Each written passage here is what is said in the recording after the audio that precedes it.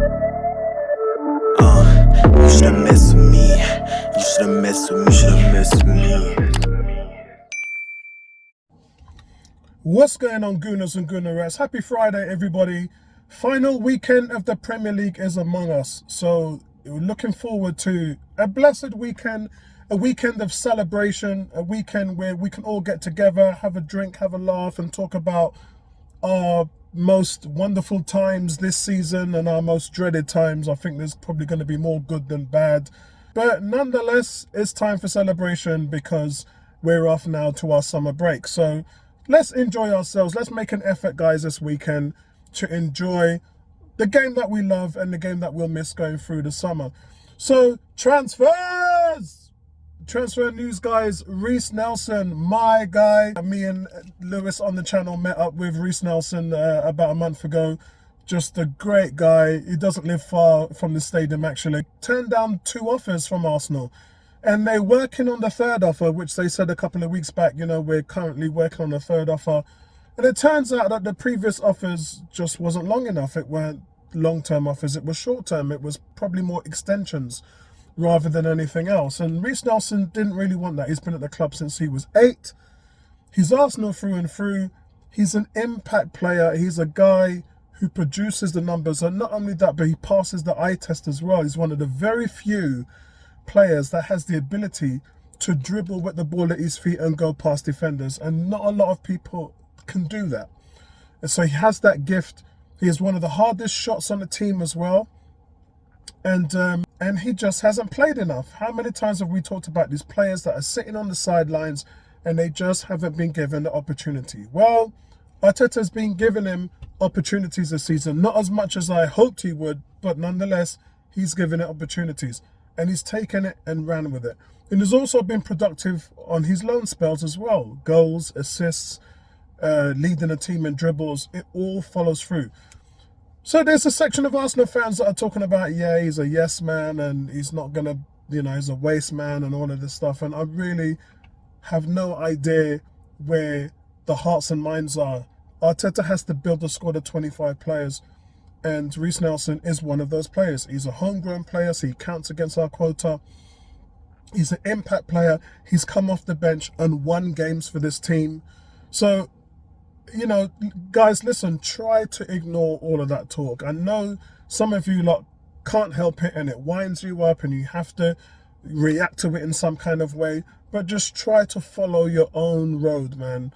Water and sprinkle your own garden and enjoy your own fan experience, because if you allow some of these people in the fan base to get at you like this, then it can really drag you down. So, support your young players. I've always talked about that. There are our own boys there. They're one of our own. Support them, back them, and hope that they thrive. All they need is a chance, and then some of these guys who we've already seen previously before will bloom.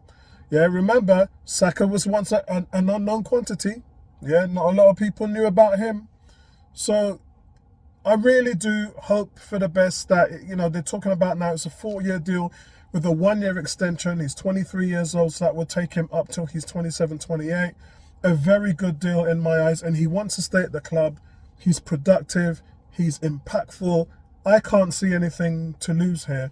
And he's another player, guys, who you look at the transfer budget and you look at a Gundogan, you look at a Nelson, and those won't cost you any money.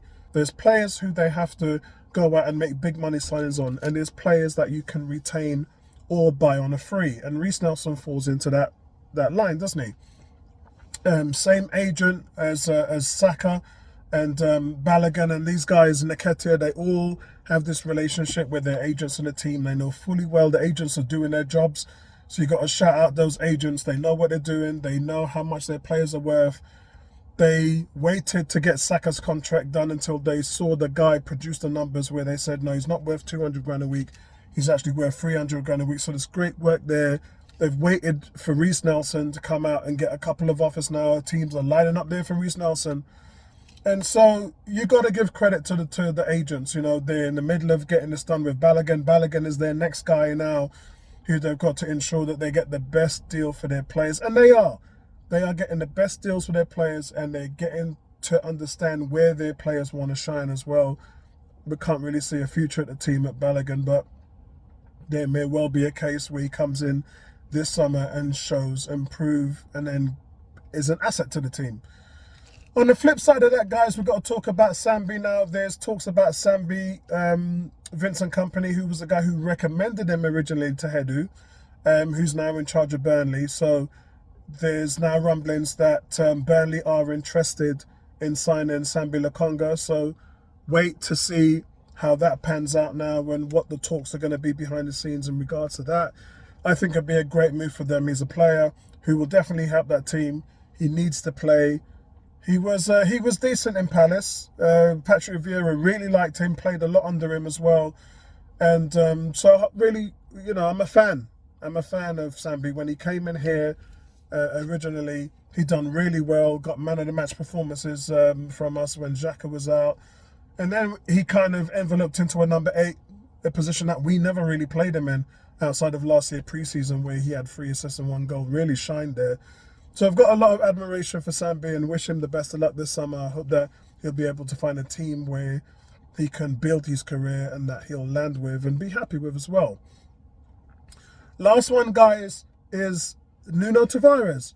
Now, Nuno Tavares, West Ham have inquired about him, so they want talks with the player. Very interested in him they are. They've been watching him for a while. They were actually interested in him when Arsenal was trying to buy him. Remember, we were interested in Lucas Paqueta as well. That didn't work out. He ended up going to West Ham. Tavares was the other way. They were interested in him, so were we, and then he ended up going to Arsenal. He's not going to be a defender. He's probably going to be an attacking midfield player on the left side. That's probably where his future is. And West Ham want to give him a chance. They want to take a punt at him. So whatever is going to happen there, that's going to require a fee. As long as Arsenal kind of make back what they paid for him, I don't have any issues in that regard. Cedric Suarez, you know, he's going to move on. Pepe's going to move on. You're looking at a Lokonga, a Tavares, they're going to move on.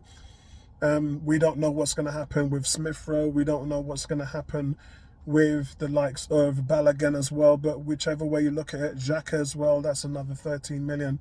So there's going to be an abundance of money that's going to build up from players who are going to leave in the team. So I'm sure that they'll want to get that done as early as possible because it's better for the player.